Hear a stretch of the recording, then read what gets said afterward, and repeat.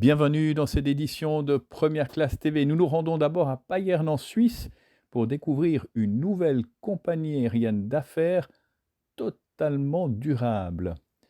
Et puis, nous nous rendrons ensuite à Los Angeles pour voir les premiers vols autonomes d'un eVTOL de Wisk Aero. L'aviation du futur, c'est tout de suite, c'est maintenant sur Première Classe TV.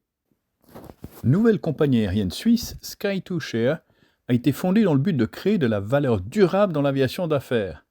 Sa stratégie est de maximiser les impacts économiques et sociaux de la mobilité aérienne d'affaires, tout en minimisant son empreinte environnementale. Son modèle d'affaires repose en premier temps sur l'opération d'avions d'affaires Pilatus PC-12 monoturboprop, qui consomment et émettent 40% de moins que les jets légers et biréacteurs utilisés pour les mêmes missions.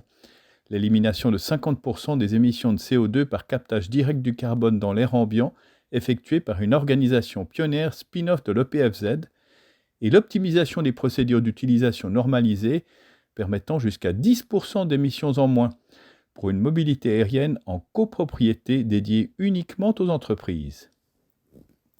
Dans un deuxième temps, il s'agira de l'intégration à sa flotte de 15 avions Casio, actuellement en développement par la société Voltaero, qu'elle a déjà commandé.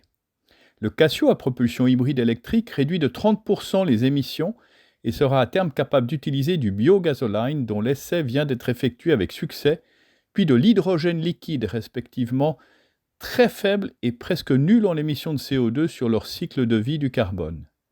Ceci sera complémenté par l'utilisation d'électrofuel pour la flotte de PC-12 une fois disponible à une plus grande échelle, dont les émissions de CO2 sont presque inexistantes sur le cycle de vie du carbone. Le taxi aérien autonome de Wisk Aero effectue son premier vol public à Los Angeles. La 5e génération d'eVTOL de la société a pris son envol au Festival of Flight de Long Beach. L'entreprise américaine est la première à faire voler un taxi aérien électrique à décollage et atterrissage verticaux dans l'agglomération de Los Angeles. La démonstration publique qui a eu lieu au Festival of Flight de Long Beach le 21 octobre passé a prouvé que les vols autonomes de passagers deviennent une réalité. Wisk a effectué un certain nombre de vols d'essai à l'aéroport de Long Beach tout au long du mois d'octobre afin de voir comment l'eVTOL se comporterait dans un aéroport commercial complexe. L'entreprise dispose d'un programme d'essai très complet avec plus de 1700 vols réalisés à ce jour. Elle a également effectué récemment la première démonstration publique au monde d'un aéronef à voilure fixe autonome eVTOL.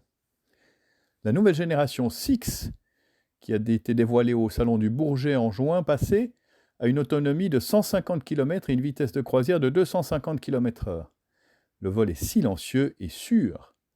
Wisk est devenu une filiale à part entière de Boeing en début d'année, ce qui lui donne un accès à l'expertise de l'avionneur en matière de recherche et développement, d'essais et de certification.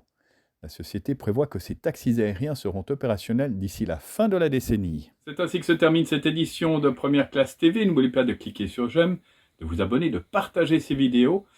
Nous nous retrouvons la semaine prochaine avec une nouvelle compagnie aérienne suisse qui vole à l'électrique et les derniers développements des gros porteurs en Russie. D'ici là, bon vol à tous!